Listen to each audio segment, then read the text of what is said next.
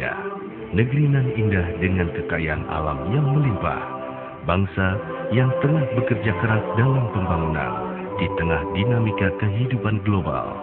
Keberhasilan suatu negara dalam pembangunan dapat diukur dari berbagai indikator. Salah satu yang terpenting adalah penurunan tingkat kemiskinan. Selama periode 1998 sampai 2011, angka kemiskinan di Indonesia menunjukkan tren menurun. Kemiskinan memiliki karakteristik dan determinan yang sangat kompleks. Oleh karena itu, penanggulangan kemiskinan harus terus diupayakan secara lintas sektor dan lintas pemangku kepentingan. Upaya ini dilakukan selain untuk mengurangi tingkat kemiskinan, juga untuk memperbaiki indikator lain dari kesejahteraan masyarakat. Selain di tingkat nasional, perbaikan indikator kesejahteraan juga terjadi di tingkat daerah. Sebagai gambaran, perbaikan indikator itu dapat dilihat dari capaian di beberapa wilayah di Indonesia. Penurunan tingkat kemiskinan di wilayah Sumatera.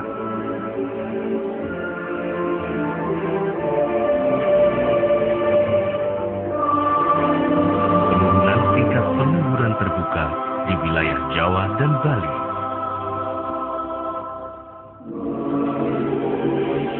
Peningkatan angka kelahiran ditolong oleh tenaga medis di wilayah Sulawesi.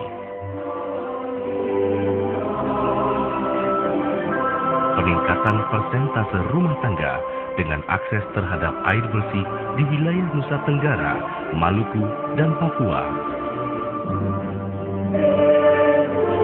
Penurunan angka putus sekolah penduduk usia 7 sampai 15 tahun di wilayah Kalimantan. Perbaikan indikator-indikator ini menunjukkan bahwa kerja nasional penanggulangan kemiskinan telah dilakukan pada jalur yang benar. Tantangan yang dihadapi adalah menurunkan tingkat kemiskinan nasional hingga 8-10% pada tahun 2014. Tahun 2011, jumlah penduduk yang hidup di bawah garis kemiskinan masih besar, yaitu 30,2 juta penduduk atau 12,49% dari jumlah penduduk secara nasional. Oleh sebab itu, percepatan penanggulangan kemiskinan harus dilakukan. Untuk mendukung percepatan penanggulangan kemiskinan, di tingkat pusat telah dibentuk Tim Nasional Percepatan Penanggulangan Kemiskinan atau TNP 2K, dan sebagai mitra kerjanya di daerah telah diamanatkan pula pembentukan Tim Koordinasi Penanggulangan Kemiskinan atau TKPK di tingkat provinsi, kabupaten, dan kota. Pekerjaan rumah dalam pelaksanaan program penanggulangan kemiskinan adalah: pertama, pemberian bantuan yang belum sepenuhnya tepat sasaran. Kedua, alokasi anggaran yang belum sesuai prioritas dan realisasi anggaran yang belum optimal.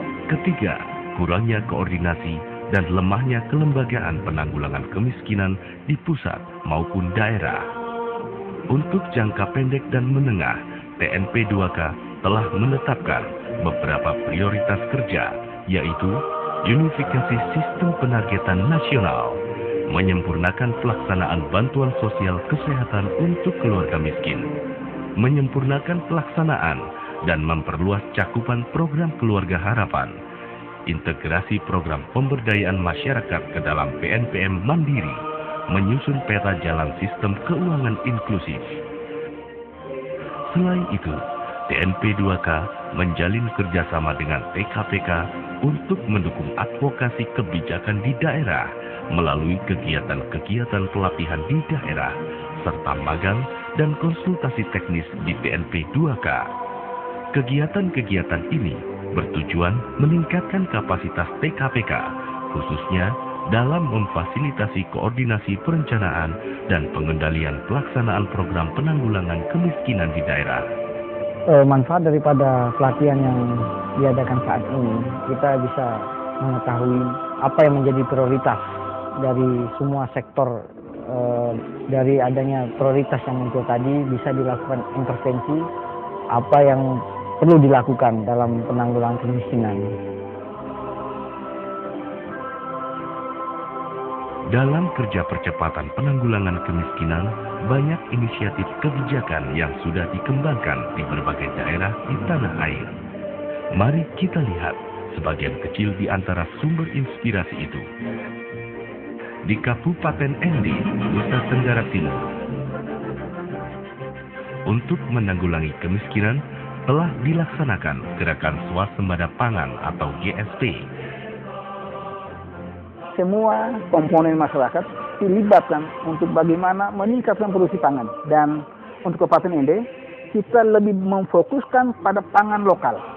Dampak yang nyata sekarang dari GSP dengan peningkatan produksi pangan di Kabupaten Ende, sehingga mengubah kondisi beberapa desa dari rawan berat menjadi rawan sedang. Menyeberang ke Pulau Sulawesi di Kabupaten Bantaeng, pemerintah setempat menggalakkan pemberdayaan kelembagaan ekonomi rakyat melalui Badan Usaha Milik Desa atau BUMDes untuk menggerakkan perekonomian lokal. Jadi yang jalan sekarang pada dua, rumput laut Pak dengan untuk industri Pak, batu merah.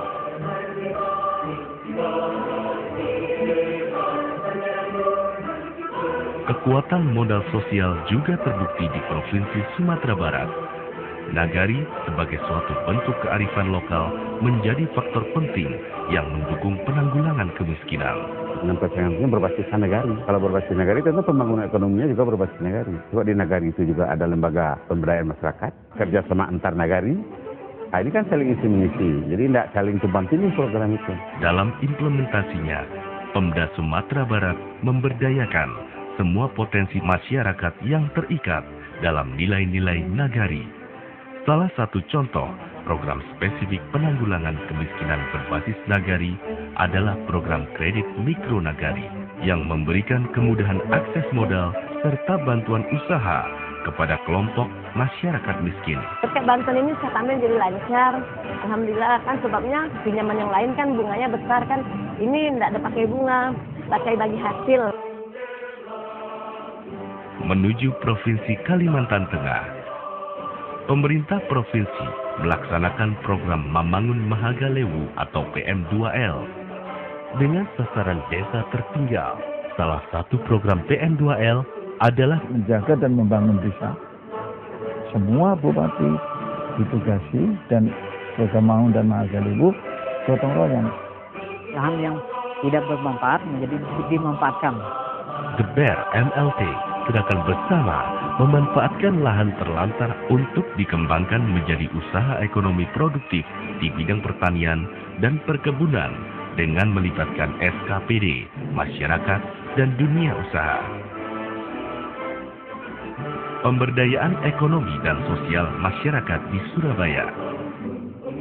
Pengelolaan lingkungan di Surabaya dilakukan secara kreatif melalui pemberdayaan masyarakat untuk mendapatkan manfaat dan nilai tambah dari pengolahan limbah dan sampah yang berdampak meningkatkan ekonomi masyarakat.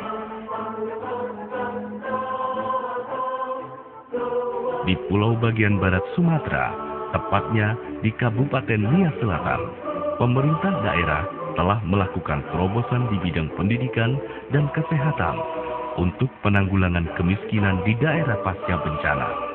Pendidikan gratis dari SD sampai perguruan tinggi dan pelayanan kesehatan dasar gratis dilakukan untuk mengejar ketertinggalan dalam peningkatan kualitas sumber daya manusia dan kesejahteraan di masa mendatang. Namun, dalam jangka pendek, kebijakan tersebut ternyata mampu menggerakkan ekonomi masyarakat dan memperbaiki pelayanan dasar. Hal ini dilakukan dalam rangka mengangkat Nias Selatan dari predikat kemiskinan dan ketertinggalan.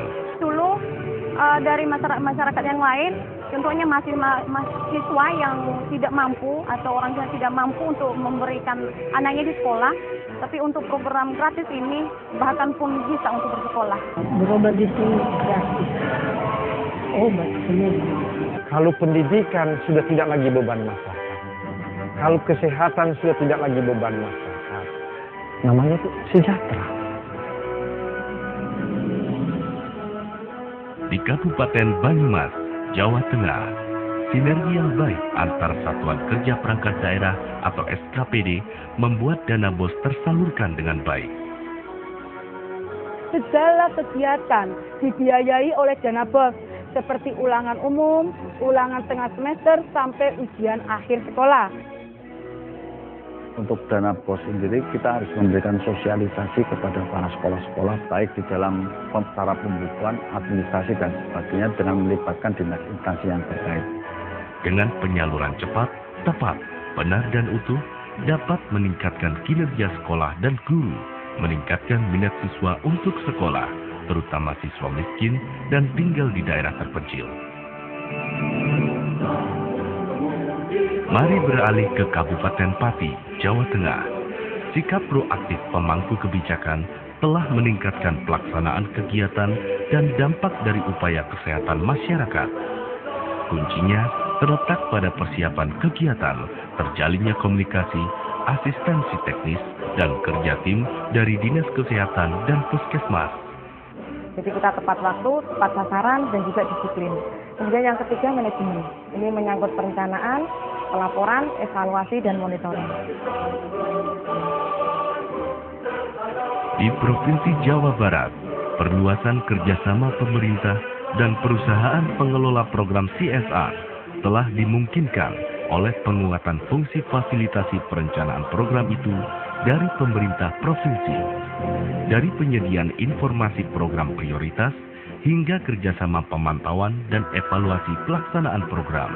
Di sini masyarakat sangat membutuhkan sekali pembangunan pelayanan kesehatan, karena kalau ke puskesmas induk di sini sangat jauh. Tapi alhamdulillah dengan dibangunnya di sini, masyarakat sudah tidak menggunakan lagi biaya yang tinggi di sini karena sudah ada fasilitas di sini. Di Bumi Cendrawasih, Kabupaten Sorong Selatan, saat ini sedang giat-giatnya dilakukan pembangunan infrastruktur dasar untuk meningkatkan aksesibilitas masyarakat, sehingga dapat membuka isolasi, mempermudah jalur ekonomi, mempermudah akses terhadap pelayanan pendidikan dan kesehatan. Masyarakat semua lebih enak, lebih mudah untuk bisa 4 jam lihat Sorong. Kalau sekarang Yulianto sekolah di sini senang, kalau dulu jauh. Dengan adanya fasilitas kesehatan, terutama rumah sakit daerah, dapat memberikan pelayanan kepada masyarakat yang ada di Kabupaten Sorong Selatan. Inisiatif-inisiatif itu memperkuat harapan bahwa target pemerintah untuk menurunkan tingkat kemiskinan hingga mencapai 8% sampai 10% di tahun 2014 akan tercapai. Kerja keras semua pihak, dukungan politik pemerintah, kreativitas birokrasi, kapasitas teknokratik yang memadai, dan partisipasi aktif komponen masyarakat sipil menjadi kunci keberhasilan penanggulangan kemiskinan. Dengan ini, kita akan mampu membawa bangsa ini berdiri tegak dan menatap ke depan sebagai bangsa yang besar dan mandiri. Mari menuju Indonesia sejahtera. Mari bersama menuju Indonesia